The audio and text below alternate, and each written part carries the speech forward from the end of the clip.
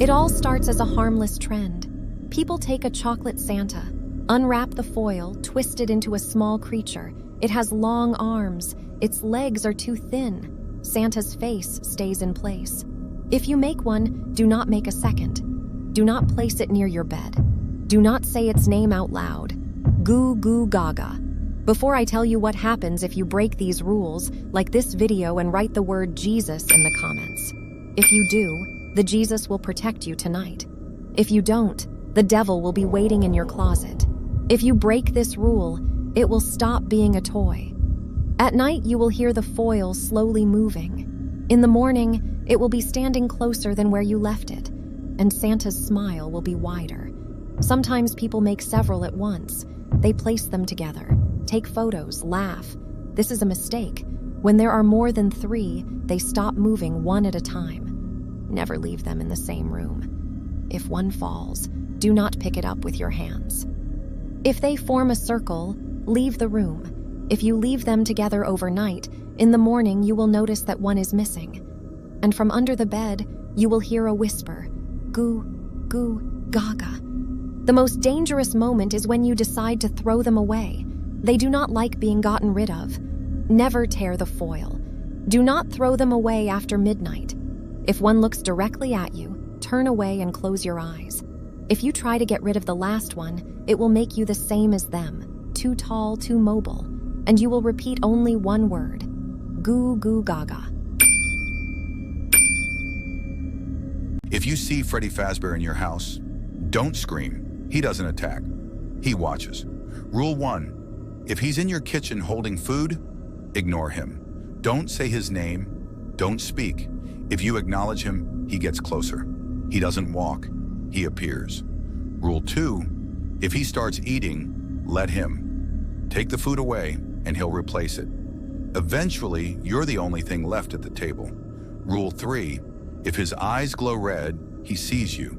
If they go dark, he's behind you. Move slowly. Don't turn fast. If his smile stretches too wide, he's chosen, and you won't leave. You'll stay. At the table, smiling. Choose a door.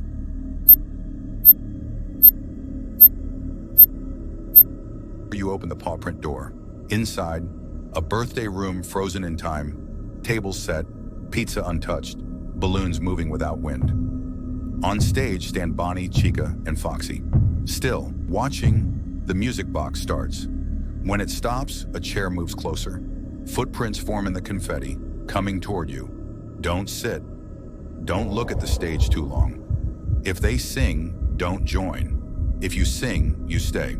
Before I tell you what's behind the next door, like this video and write the word God in the comments. If you do, God will watch over you tonight. If you don't, Satan will be waiting in the dark corner of your room. You open the security door. Small office. Flickering monitors. Power draining. One camera shows Freddy far away. Switch again. He's closer. Switch again. He's gone. The vent rattles. One monitor shows empty hallway. Another shows him behind your chair. Don't check the same camera twice. Don't waste power. If the door control fails, don't move. Because when the system glitches, he doesn't need the camera. If you wake up at 12 a.m. and hear party music in your living room, don't ignore it. Chica's setting plates. Freddy devours Pizza Foxy dancing. It's not a party, it's a rehearsal, and you're the final act. Follow these rules. Rule 1. If Freddy is sitting in your chair wearing a party hat, don't take it back. Sit on the floor. If you take his seat, you take his place. Rule 2. When the lights flicker, one of them moves. Don't track who. Don't count.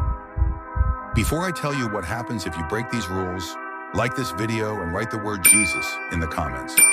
If you do, Jesus will watch over you tonight. If you don't, Satan will be waiting in the dark corner of your room. If you count, you'll notice one extra, and it won't be on stage.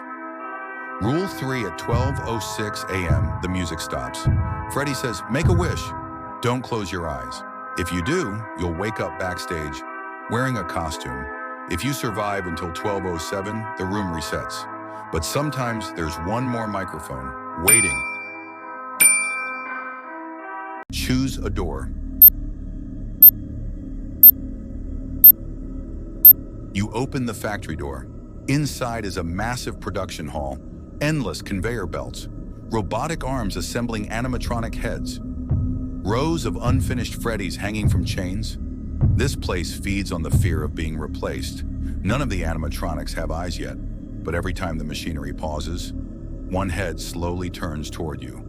Don't touch the conveyor belts. Don't stand under the hanging suits.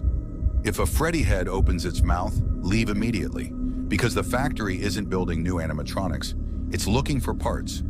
Before I tell you what's behind the next door, like this video and write the word God in the comments. If you do, God will watch over you tonight. If you don't, Satan will be waiting in the dark corner of your room. You open the blue mushroom door. Suddenly you're outside. An endless, grassy field of rolling hills. Gigantic red mushrooms grow everywhere.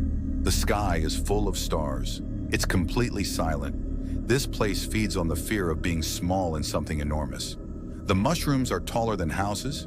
Sometimes one bends slightly, even though there's no wind. Never walk between two mushrooms that lean toward each other. If you hear laughter, lie down in the grass. If you see Freddy standing on a distant hill, don't wave, because he's not far away. He's exactly the same distance from you as the closest mushroom. Choose a door. You ignore the warning and open Ward 19. Inside, endless hospital beds, all perfectly made. Curtains half drawn, no patients. This space feeds on the fear of illness you can't see. Monitors are plugged in, flat lines echo in the distance. Every few steps, one curtain moves slightly, as if someone just lay down behind it. Do not check behind the curtains. If a monitor suddenly shows your heartbeat, stop moving. If you hear slow breathing, match its rhythm, because if your breathing changes first, he will know where you are, and you will see him sitting at the foot of the bed, waiting. Before I tell you what happens if you break these rules, like this video and write the word angel in the comments. If you do, an angel will protect you tonight. If you don't, a demon will be waiting under your bed. Now the other door. You open recovery, a bright white room, mirrors on every wall, no exits visible. This place feeds on the fear of losing control of your body. Your reflection is delayed, then it starts to move differently. In one mirror, the locust doctor stands behind you. But when you turn around, nothing. Never look at more than one mirror at once. And if your reflection tilts its head, don't copy it. If you see him in every mirror at once, close your eyes. Do not open them until the room feels smaller, because when the room shrinks, it means he stepped out of the glass. Choose a door. You open the triangle door. You step into a children's playground at night. No wind, no insects, everything perfectly still. The swings move, but only when you're not looking at them. This place feeds on the fear of being alone in public spaces. There are no people here, but the sand shifts as if small footprints are forming by themselves. Never stand in the center of the playground. If a swing stops moving, close your eyes. If you hear laughter, do not search for it, because if you find the source, it will ask you to stay and play forever. Now the other door. Behind the circle is a brightly lit supermarket, fully stocked shelves, fresh fruit, soft music playing. But there are no employees, no customers. This place feeds on the fear of being watched in empty spaces. The security cameras follow you. Every aisle feels narrower than the last. If you look down one aisle for too long, something will be standing at the other end, not moving, waiting for you to notice it. Never take anything from the shelves. If the music stops, freeze. If the cameras turn toward you at once, leave your cart and walk away slowly. Do not run. You chose a door, but listen carefully. There's a subway announcement playing now. It says, "Final stop." You don't remember getting on a train. If you find an extra person in your child's drawing, don't ask who it is right away. Children don't invent faces like that. They draw what they've already seen. Rule 2. If the extra figure is holding your child's hand, check the name written under it. If you don't recognize the name, don't say it out loud. That's how it knows you noticed. Rule 3. If the figure is drawn darker than the rest, don't erase it. Erasing only teaches it where your house is. Rule 4. If you ask your child who the person is and she says, "He stands in my room at night," don't tell her it was a dream. Dreams don't stay in the same place. Rule 5. If you throw the drawing away and find it back on the table the next morning, check the picture again. It will be standing closer to her. I asked my daughter who Edgar was. She said, "He's not in the drawing anymore." Then she asked me why someone was standing behind me when I was holding the paper. If a customer approaches the window smiling too widely and standing completely still, follow the instructions exactly. He always orders a regular shawarma. He never seems to be in a hurry, and he always looks straight at you without blinking. Hand him the order immediately without extra words. Do not ask questions. Do not look into his eyes for longer than 2 seconds. Before I tell you what happens if you break these rules, like this video and write the word angel in the comments. If you do, an angel will protect you tonight. If you don't, a demon will be waiting under your bed. If you delay the order or speak first, he will not leave. He will wait until the kiosk closes. Then he will come inside. The next day, there will be 2 people standing at the window. Both will be smiling, and one of them will be you. Sometimes 2 people approach the window, moving incorrectly. Their necks make a strange clicking sound. Their heads are tilted at an unnatural angle. It looks like there are 2 of them, but they speak with one voice. Never serve them at the same time. If you see more than one silhouette, close the window. Wait until only one remains. If you serve them while there is more than one, they will take you piece by piece. First, you will stop feeling your hands, then your voice, then fear. The most dangerous customer is the one who says nothing.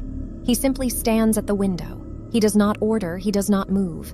Sometimes he appears closer to closing time. Never offer him the menu. Never open the window fully. If he doesn't leave after 10 seconds, turn off the lights in the kiosk. If you offer him the menu or open the window completely, he will choose you, and you will never be able to leave this place. You stopped because it was getting dark. The motel sign was still on. One light flickered in the office. The clerk slid the key under the glass without looking at you. Rule 1. If your room is already unlocked, don't enter immediately. Stand still for 10 seconds. If the door closes by itself, choose another room. Rule 2. If the TV turns on when you didn't touch it, don't change the channel. It's already showing what's happening in the room next to yours. Rule 3. If you hear someone walking past your door, count the steps. If they stop right outside, don't breathe until they move again. Rule 4. If you look through the curtains and see your car running, don't go outside. You already left once tonight. Rule 5. When you check out, don't hand the key back. If the clerk asks for it, it means your room is still occupied. If you wake up in the parking lot, lying in the driver's seat with the motel behind you, don't drive away. The road only leads back here. Every night at exactly 2 a.m., the elevator in this apartment building stops on a floor that does not exist. According to the building plans, there are only 12 floors, yet the elevator display shows 13. For months, residents complained about the elevator bell ringing in the middle of the night, its doors opening to nothing. Empty space, no walls, no light. Last night, the police finally decided to review the security footage. On the video, the elevator slowly passes the 12th floor and stops above it. The doors slide open, revealing a dark hallway that cannot exist in this building. It is not even a hallway, just a black void with no floor and no ceiling. One by one, people step out of the darkness and into the elevator. They look like residents of the building, but they are dressed in clothing from different decades, from the 1950s to the early 2000s. They are silent. The doors close, and the elevator calmly descends. At 7 a.m., residents begin calling the police. They report missing family members, the same people who were home during the night. The police review the footage again. This time, the elevator stops on the 12th floor. The doors open, and a tall, pale figure with unnaturally long limbs steps out. No resident recognizes it. And the strangest part, after that moment, the elevator never goes above the 12th floor again.